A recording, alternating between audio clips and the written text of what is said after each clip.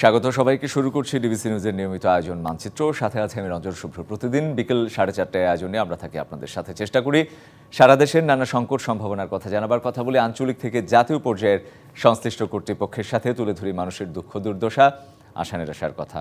শিল্প, সংস্কৃতি, সাহিত্য মানুষের মেধা ও মননকে সমৃদ্ধ করে। একজন মানুষকে পরিপূর্ণ হয়ে গড়ে উঠতে সহায়তা করে সুকুমার বৃত্তির চর্চা। তাই যে কোনো দেশেই শিল্পচর্চা নাগরিক বিকাশে গুরুত্বপূর্ণ ভূমিকা রাখে। আমাদের দেশেও শিল্পচর্চার ক্ষেত্রে শিল্পকলা একাডেমি চালিকা শক্তি হিসেবে কাজ করেছে এবং করছে দীর্ঘদিন ধরে। অবশ্য নানা কারণেই বিগত বছরগুলোতে শিল্পকলার একাডেমির জৌলুস কমেছে, যার প্রভাব পড়েছে সমাজের নানা স্তরে। তাই মানচিত্র জুড়ে আজকে আলোচনার বিষয় শিল্পকলা একাডেমি, শিল্পচর্চার হালচাল। এ নিয়ে আলোচনায় আমাদের সাথে যুক্ত হচ্ছেন চট্টগ্রামের বোধন আবৃত্তি পরিষদের সদস্য ও সংস্কৃতিকর্মী সঙ্গীতাকর চৌধুরী, এবং আরও যুক্ত হয়েছেন আমার সাথে খুলনা জেলা শিল্পকলা একাডেমির কালচারাল অফিসার মোহাম্মদ রফিকুল ইসলাম। স্বাগত আপনাদের দুজনকেই।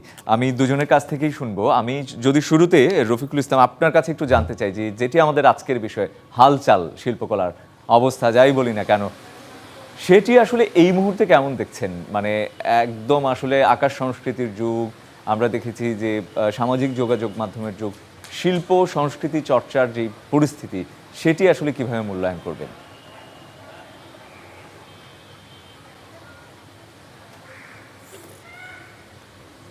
ধন্যবাদ ডিবিসি নিউজকে আমাকে এমন একটি প্রোগ্রামে যুক্ত করার জন্য অনেক অনেক ধন্যবাদ জানাচ্ছি।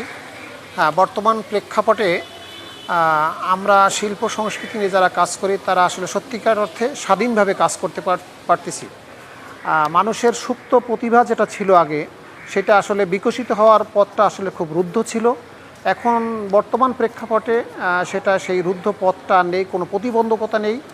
আমরা স্বাধীনভাবে কাজ করতে পারতেছি, কোনো প্রকার প্রতিবন্ধকতা আমাদের মাঝে বিরাজ করে না, এটা আমরা জানি। এবং শিল্পকলা একাডেমি তার সার্বিক কর্মকাণ্ড বেশ চালিয়ে যাচ্ছে, কোনো প্রকার প্রতিবন্ধকতা সেখানে নেই। আমাদের শিল্পকলাতে প্রত্যেকটা শিল্পকলাতেই তাদের কার্যক্রম সঠিকভাবে পরিচালিত হচ্ছে আর কি। রফিকুল ইসলাম, ধন্যবাদ। আমি যদি একটু সঙ্গীতাকর চৌধুরী, আগে কিছুটা প্রতিবন্ধকতা ছিল। জি জি জি জি রফিকুল ইসলাম, নিশ্চয়ই শুনবো আপনার কাছ থেকে। সঙ্গীতাকর চৌধুরী, আপনার কাছে যদি যাই, এই সময়ে এসে দীর্ঘদিন ধরে আপনি সংস্কৃতি অঙ্গনের সাথে রয়েছেন, সংস্কৃতি চর্চা করছেন, শিল্প চর্চা করছেন। মানুষ আসলে কতটা আগ্রহী হয়ে উঠেছে শিল্প চর্চার ক্ষেত্রে, কি বলবেন? ধন্যবাদ। শিল্প চর্চার ক্ষেত্রে আগ্রহটা আমি ব্যক্তিগতভাবে মনে করছি, শিল্প চর্চা শিল্প সংস্কৃতির সাথে জড়িত থাকা আর মননে সৃষ্টিশীলতায় সেটা ধারণ করা আমার কাছে মনে হয় একটু ভিন্ন জিনিস। কারণ হচ্ছে চর্চার ক্ষেত্রে হয়তো অনেকে চর্চায় যাচ্ছে, তাও আগের তুলনায় আমার কাছে কিছুটা কম মনে হচ্ছে বিভিন্ন ক্ষেত্রে, নানান কারণে কম মনে হচ্ছে। যাও যাচ্ছে সেই ক্ষেত্রে আসলে কতটা কেন যাচ্ছে সেই জায়গাটা এমন মনে হয় একটু ভাবার বিষয়, যে সকলে যাচ্ছে, হয়তো যারা যাচ্ছে তারা মননে ধারণ করার জন্য খুব বেশি যাচ্ছে বলে আমার মনে হচ্ছে না। কারণ দেখা যায় বর্তমান যে প্রেক্ষাপট, বৈশ্বিক ভাবে বলি, সবকিছু মিলিয়ে আর্থসামাজিক প্রেক্ষাপটে বলি, মানুষের এখন সংস্কৃতি চর্চা মননে ধারণ করার চাইতেও আমরা অনেক বেশি জীবিকাতে কতটুকু প্রভাব রাখতে পারে আমার মনে হয় সেটা যেন বেশি ভাবছে। যার কারণে দেখা যায় সংস্কৃতি চর্চার ক্ষেত্রে বিভিন্ন প্রতিষ্ঠানগুলো, যদি আমরা ভর্তির সংখ্যা দেখি বা শিক্ষার্থীর সংখ্যা দেখি বা সদস্যদের সংখ্যা দেখি, সেখানে দেখা যায় সেটা কমেছে। এবং যেটুকু আছে কিছু কিছু ক্ষেত্রে বাড়ছে, বাহ্যিক শিল্পের যে আবৃত্তি চর্চার জায়গাটা সেখানে হয়তো কিছুটা পাচ্ছে। আমার মনে হয় সেটা পেশাগত কারণে দেখা যায় যে এই বিষয়টা নানান ভাবে পেশাগত কাজে প্রয়োজন হচ্ছে দক্ষতাটার, সেই ক্ষেত্রে সেই জায়গায় কিছু মানুষ আসছে বা বাচ্চাদেরকে মানুষ বাবারা নিয়ে যাচ্ছে। কিন্তু সত্যিকার অর্থে মননে ধারণ করার জন্য যে বিষয়টা, আমার কাছে মনে হয় সেই জায়গাটা কিছুটা কমেছে, সংখ্যার দিক থেকেও কমেছে। আরেকটা বিষয় হচ্ছে কি, আমি যদি শুধু চট্টগ্রামের জায়গা থেকে তাকাই, যে বিশাল একটা জনগোষ্ঠীর এই শহর, প্রায় 40-50 লাখ মানুষের বসবাস। সেই তুলনায় আসলে সংস্কৃতি চর্চার জন্য আমার প্রতিষ্ঠান কতটুকু আছে, প্রতিষ্ঠানের কার্যক্রম কতটুকু আছে, সরকারি পৃষ্ঠপোষকতার ক্ষেত্রে যদি বলি শিল্পকলা একাডেমি, আমার কাছে মনে হয় জনসংখ্যার তুলনায়, পরিধির তুলনায় কাজের পরিধিটা অনেক কম। এটা আরো বাড়ানো প্রয়োজন। তো সার্বিকভাবে আমার মনে হয় চর্চাটা আগের তুলনায় ব্যক্তিগত পর্যায় থেকে চর্চাটা কমেছে, আর যতটুকু আছে সেটাও সবাই মননে ধারণ করছে কিনা জি সেটাও আমার কাছে জি সন্দেহ। জি, সঙ্গীতা কর চৌধুরী, ব্যক্তিগত পর্যায়ের কথা আপনি যেটি বললেন, আপনি মনে করেন যে ব্যক্তিগত পর্যায়ে কমেছে। যদি একটু সামগ্রিক পর্যায়ে বা সরকারি বেসরকারি সেটির কথাও যদি বললেন। আমাদের সাথে কালচারাল অফিসার রয়েছেন মোহাম্মদ রফিকুল ইসলাম, তার কাছে আমি একটু শুনবো যে আমরা ব্যক্তি চর্চার কথাগুলো জানলাম, কিন্তু সরকারিভাবে আপনারা আসলে কি ধরনের পদক্ষেপগুলো নিচ্ছেন বা কতটা নিতে পারছেন, কি সেগুলো, সেই ব্যাপারে যদি আসলে একটু বিস্তারিত জানতে চাই, যে শিল্পকলা একাডেমির পক্ষ থেকে চর্চার ক্ষেত্রে আপনারা আসলে কি করতে যাচ্ছেন।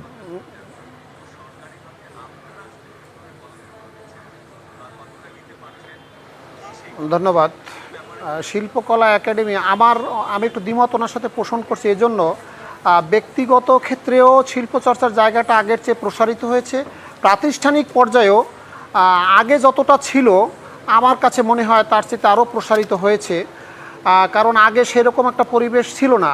আগে শুধু মনে করেন ঢাকা কেন্দ্রিক শিল্প চর্চাটা হতো, জেলা কেন্দ্রিক হতো। আমি তো আমার ব্যক্তিগত অভিজ্ঞতা থেকে বলছি, চাকরির সুবাদে আমি বিভিন্ন দায়িত্ব বিভিন্ন জেলায় পালন করেছি। সেক্ষেত্রে তো আমি দেখেছি যে আমাদের উপজেলা পর্যায় পর্যন্ত সাংস্কৃতিক চর্চাটা আরও বেগবান হয়েছে। আমি শুনতে পাচ্ছি, এখন দেখছি যে অনেক মানুষ বলতেছে আগে নির্দিষ্ট গোষ্ঠীকে ডাকা হতো শিল্প চর্চার ক্ষেত্রে, সবাই এখানে অবাধ সুযোগ সুবিধা পেত না। এখন তো সেই সেই সেই প্রতিবন্ধকতা আমার কাছে এখন নেই বলে মনে হয়। এখন সবার জন্য শিল্প সংস্কৃতি এবং সবার জন্য উন্মুক্ত। আমি দেখি আগের চেয়ে শিল্প চর্চা আগে সরকারিভাবে যেটা হতো তার চেয়ে অনেক বেশি হচ্ছে। জি, আমি আমি আমি বিরতিতে যাব। আমি আগের চেয়ে অনেক বেশি হচ্ছে, এটাই আমি বলবো। জি, অবশ্যই সেই ব্যাপারে নিশ্চয়ই কথা বলবো, এবং আমি আপনার কাছে আমার যেটি প্রশ্ন ছিল সেটি আবারও আমি করব বিরতি থেকে ফিরে এসে, যে আপনাদের পদক্ষেপগুলো কি শিল্প চর্চার উন্নয়নের ক্ষেত্রে। দুজনই থাকুন আমার সাথে, একটা বিরতির সময় হয়ে গেছে। মানচিত্র একটা বিরতি নিচ্ছে, ফিরছে শিগগিরই, সঙ্গে থাকুন। দেখছেন মানচিত্র, আলোচনা করছি শিল্প একাডেমি শিল্প চর্চার হালচাল এই বিষয়ে। আমাদের সাথে যুক্ত আছেন সঙ্গীতা কর চৌধুরী এবং রফিকুল ইসলাম। দুজনকে আবারও স্বাগত। রফিকুল ইসলাম, আপনার কাছে আমার বিরতির আগে থেকে প্রশ্ন ছিল যেটি, যে আপনারা আসলে কোন কার্যক্রমগুলো হাতে নিচ্ছেন, কোন পদক্ষেপগুলো নিচ্ছেন, কিভাবে জেলা উপজেলা পর্যায়ে শিল্প চর্চার উন্নয়নে আসলে কিভাবে ভূমিকা রাখছেন, কি করছেন, সেগুলো একটু শুনতে চাই।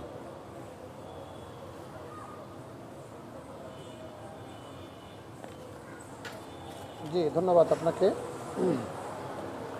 শিল্প চর্চার উন্নয়নে আমরা জেলা থেকে উপজেলায় যে আমাদের কার্যক্রম সম্প্রসারিত হচ্ছে, আমাদের প্রত্যেকটা উপজেলাতেও একটি প্রশিক্ষণ বিভাগ আছে। জেলাতে যেমন একটা সমৃদ্ধ প্রশিক্ষণ বিভাগ আছে, উপজেলাতেও আছে। আমি দেখেছি আগে যে শিল্পকলাতে যে স্টুডেন্ট সংখ্যা ছিল তার চেয়ে বছর যত গড়ায় তার চেয়ে প্রশিক্ষণার্থীর সংখ্যা দিন দিন আরও বৃদ্ধি পাচ্ছে। তা শিল্পচর্চা যদি ঝিমিয়ে পড়তো তাহলে তো এই স্টুডেন্ট সংখ্যা আমার বাড়তো না। আমার এখানে 6টি বিভাগ আছে, আমার 500 স্টুডেন্ট আছে এখানে। এই সংখ্যাটা তো আগে অনেক কম ছিল। সঙ্গীত, নৃত্য, আবৃত্তি, শুধু তাই নয়, আমাদের সকল প্রোগ্রামগুলো আমরা শুধু শিল্পকলার কেন্দ্রে বা ইনডোরে না করে আউটডোরে অনেক প্রোগ্রাম আমরা আউটডোরে করতেছি, এবং আমরা আগের চেয়ে দর্শক সংখ্যা অনেক বৃদ্ধি করেছি, এটা আমার ধারণা।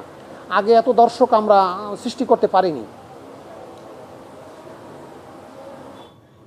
এবং শিল্পের যতগুলো শাখা আছে, প্রত্যেকটা শাখা, বাংলাদেশ শিল্পকলা একাডেমি, সংস্কৃতি বিষয়ক মন্ত্রণালয় শুধু সঙ্গীত না, শিল্পের যতগুলো শাখা আছে প্রত্যেকটা শাখার প্রতি গুরুত্ব দিচ্ছে। প্রত্যেক শাখার শিল্পীদেরকে গুরুত্ব দেওয়া হচ্ছে, তাদেরকে নিয়ে প্রোগ্রাম করা হচ্ছে। প্রত্যেকটা সেক্টরেই, সেক্টর বলতে শিল্পকলার যে শাখাগুলো আছে প্রত্যেকটা সেক্টরের প্রতি, যেমন আমি এর আগে দেখেছি যে যাত্রা শিল্পটা অনেক ঝিমিয়ে পড়েছিল। এখন যাত্রা শিল্পকে নিয়ে যাত্রার উৎসব করা হচ্ছে, যাত্রা শিল্পের মান উন্নয়নের জন্য তাদের নিয়ে ওয়ার্কশপ করা হচ্ছে তো। জি, একদম পরিষ্কার। রফিকুল ইসলাম, ধন্যবাদ। আমি সঙ্গীতা কর চৌধুরীর কাছে যেতে চাই। সঙ্গীতা কর চৌধুরী, বিরতির আগে আপনি বলছিলেন যে মেধা মননে শিল্প চর্চা ধারণের যে বিষয়টা, সেটিতে এক ধরনের ঘাটতি দেখা গেছে। হয়তোবা সংখ্যার আধিক্য বেড়েছে, চর্চার আধিক্য বেড়েছে, কিন্তু ধারণের জায়গাটা আসলে অনেকটাই কমতি রয়ে গেছে, যেটি দিন দিনই আসলে আরও বেশি কমতির দিকে যাচ্ছে। সেই জায়গাটা উন্নয়নে আসলে কি করা যেতে পারে? তার আগে যেটি জানতে চাইবো, আসলে কেন এমনটা হচ্ছে, আপনার অভিমত একটু শুনবো।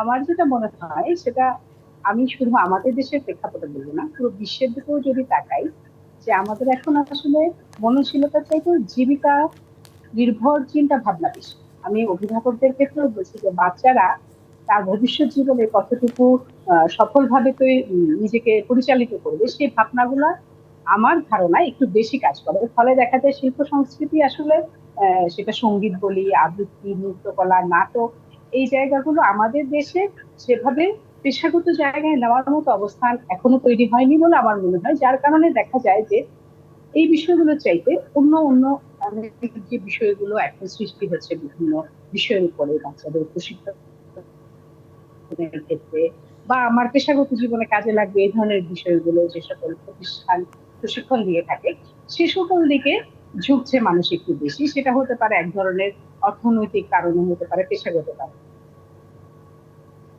আরেকটা মনে হয় যে আমরা কিভাবে যদি আমি জানি না, আমার ব্যক্তিগত অভিমতটা, যে কিছুটা ধর্মীয় কারণেও দেখা যায় চর্চা জায়গাগুলোতে কমছে কিছু। ধারণ করার ক্ষেত্রে তো আছেই। আরেকটা বিষয় আমার মনে হয়, এই সংস্কৃতি ধারণ করা বা চর্চা করা একটি চলমান প্রক্রিয়া। এটা সাধারণ মানুষের কাছে যত সহজে আমি পৌঁছে দিতে পারবো, সেটা অবশ্যই রাষ্ট্রীয় পৃষ্ঠপোষকতায়, তত সহজে মানুষ সেটা দেখবে, দেখতে দেখতে অনুধাবন করবে, তখন সে চর্চার দিকে এগিয়ে যাবে। আমাদের দেশে আমার মনে হয় যে শিল্পকলা একাডেমি বা যে সরকারি যে প্রতিষ্ঠানগুলো আছে সেগুলির আমি তাদের চেষ্টার ঘাটতি বলবো না, আমি বলবো কাঠামোগত কিছু ঘাটতি আছে। যে শিল্পকলাটা আসলে কোন জায়গায় আছে, চট্টগ্রামে যদি দেখি শিল্পকলা একাডেমি, শিশু একাডেমি, আমার একটা নির্দিষ্ট গণ্ডিবদ্ধ একটা জায়গায় আছে। এই যে নগরায়নের ফলে মানুষের ভিড় বাড়ছে, শহরে প্রসারিত হচ্ছে, সেই ওই দূরের মানুষগুলোর কাছে এই শিল্পকলা শিশু একাডেমি কেন্দ্রিক জায়গাটার বাইরেও যে আরো মানুষ রয়ে গিয়েছে, সেই মানুষগুলোকে আমি সম্পৃক্ত করতে পারছি কিনা। চলমান প্রক্রিয়ার মধ্যে সারা বছর বিশেষ দিবসগুলোতে আমি সাংস্কৃতিক অনুষ্ঠানের আয়োজন করলে হবে না। আমার মনে হয় এটি চলমান প্রক্রিয়া, নানান ভাবে এটিকে সাধারণের মাঝে সহজে যাতে মানুষ এটার কাছে পৌঁছে করতে পারে, সেই ধরনের কিছু পদক্ষেপের আমার মনে হয় নেওয়া প্রয়োজন, যাতে করে মানুষ নিজেরা সেসব প্রতিষ্ঠানের কাছে যাবে না, প্রতিষ্ঠানগুলোই তাকে দর্শক তৈরি করবে, তাকে সেটার প্রতি আগ্রহী করে তুলবে, সংস্কৃতি চর্চা করবে। সেই জায়গাগুলো আমার মনে হয় আরো কিছু বাড়ানো প্রয়োজন। আমি দেখেছি যে আমাদের যে বিভিন্ন প্রতিষ্ঠানগুলো অনুষ্ঠান করতে গেলে দেখা যায় আমাদের অপ্রতুলতা রয়েছে কিছু। এখানে চট্টগ্রামে শুধু টিআইসি, থিয়েটার ইনস্টিটিউট, জেলা শিল্পকলা একাডেমি, তারপরে হচ্ছে আমাদের মুসলিম হলটি ছিল যেটি নির্মাণাধীন আছে এখনো, সেটি আমাদের কাছে পৌঁছায়নি অনুষ্ঠান উপযোগী করে তৈরি করে। সেই জায়গাগুলো ঘাটতি আছে। আমার কাছে মনে হয় এটার পেছনে সরকারি আরো বেশি মানুষের কাছে পৌঁছায় এমন কিছু পদক্ষেপ নেওয়া উচিত আমার কাছে মনে হয়, জি তাহলে জি, হয়তো একদম একদম একদম পরিষ্কার সঙ্গীতাকর চৌধুরী। জি, আমি একটু রফিকুল ইসলাম আপনার কাছে যাব, শেষ দিকে চলে এসেছি। আমরা কিছু ঘাটতির কথাও শুনলাম, কিছু চাহিদার কথা শুনলাম, কিছু চাওয়ার কথা শুনলাম। আপনারা সরকারের পক্ষ থেকে সামনের দিনে শিল্প সংস্কৃতির চর্চা বাড়ানোর ক্ষেত্রে একে আরও বেশি মানুষের কাছে নিয়ে যাওয়ার জন্য কোনো ধরনের পরিকল্পনা রয়েছে কিনা, নতুন করে কিছু করতে চান কিনা সামনের দিনে, সেই বিষয়টা যদি একটু শুনতে চাই।